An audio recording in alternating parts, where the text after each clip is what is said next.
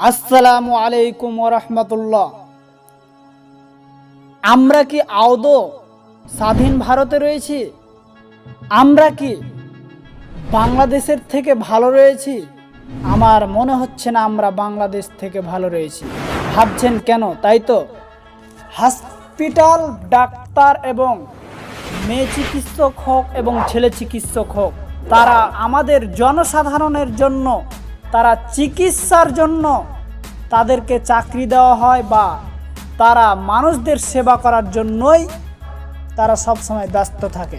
ভাবছেন এই কথা কেন বলছি? তাই তো 9 আগস্টে একটি ঘটনা ঘটেছে। সেই ঘটনা সম্পর্কে হয়তো আপনি জানেন কি জানেন না, আজকে আমরা জানবো।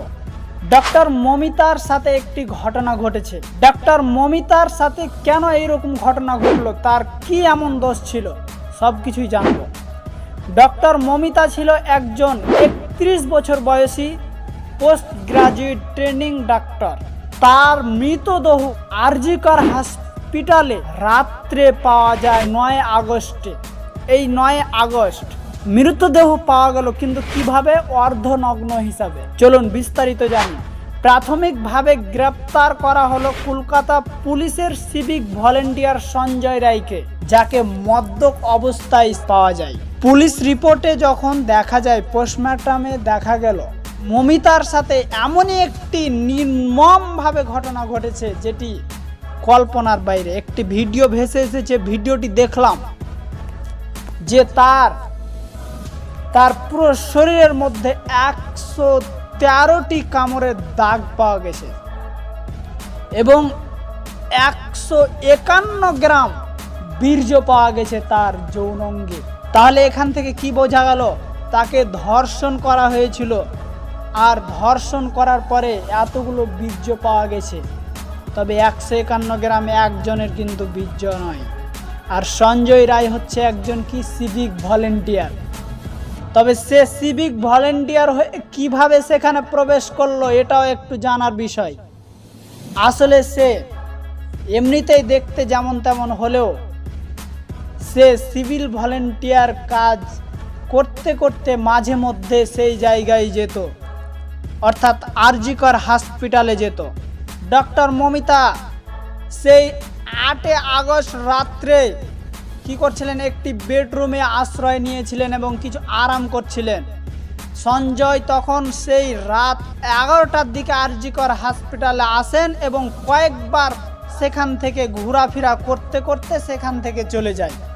আবার 9 আগস্টে ভোর 3টার সময় সঞ্জয় সেমিনার হলে প্রবেশ করে, আর সেখানেই ছিল মমিতা।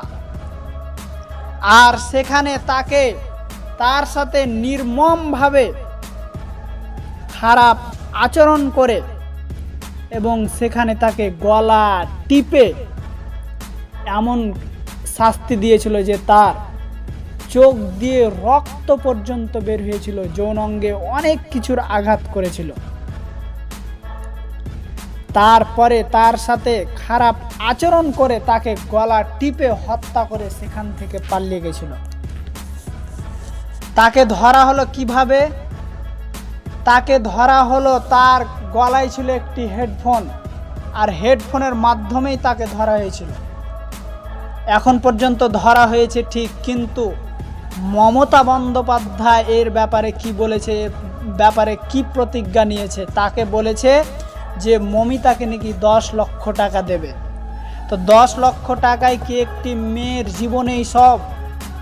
10 লক্ষ টাকা দিলেই কি এইরকম ঘটনা অহরহ ঘটতে থাকবে?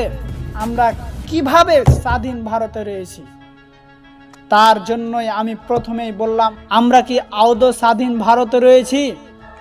এইসব নির্মম কাজ কিভাবে হতে পারে? আর তার 151 গ্রাম যদি বীর্য থাকে, সে একাই কিভাবে সম্ভব? তার সাথে অনেকজন ছিল, ডাক্তাররা ছিল, এমনকি তার সাথে একটি মেয়েও ছিল। মেয়েটির কাছে সাহায্য চেয়েছে, কিন্তু সে সাহায্য করেনি। আমরা কি আদৌ স্বাধীন ভারতে রয়েছি? এদের কি হওয়া দরকার? আমি এক, আপনি এক হতে পারেন, কিন্তু সবাই যদি এক জায়গায় একত্রিত হয়ে এর প্রতিবাদ না করি, তাহলে এই রকম অহরহ ঘটতে থাকবে। কারণ এর পূর্বে অনেক ধর্ষণ হয়েছে, অনেক নির্লজ্জ কাজ হয়েছে, অনেক খুন, অনেক সব কিছুই হয়েছে, কিন্তু পরিণাম কিছুই আসেনি। কিছুদিন গেছে, চাপা পড়ে গেছে, অবশ্যই এটাও চাপা পড়ে যাবে। কেন চাপা পড়ে যাবে? কারণ আজকে সরকার এমন কাজ করে না যেই কাজে কোনো মানুষ করতেও ভয় করে। মমতা বলে দিল কি 10 লক্ষ টাকা দেব, কিন্তু তাকে প্রকাশ্যে ফাঁসি দেওয়া দরকার এবং যতগুলি অপরাধী রয়েছে সবগুলি অপরাধের শাস্তি হওয়া দরকার। এমনকি সেই হাসপাতালে সেই ডক্টর মমিতার সাথে ডাক্তাররাও জড়িত ছিল, ডাক্তাররাও জড়িত আছে। সিভিকের দ্বারা দিয়ে ভালো করে তদন্ত করে যাতে করে তাদের ভালোভাবে ব্যবস্থা নেওয়া হয়, এটাই আমার আশা।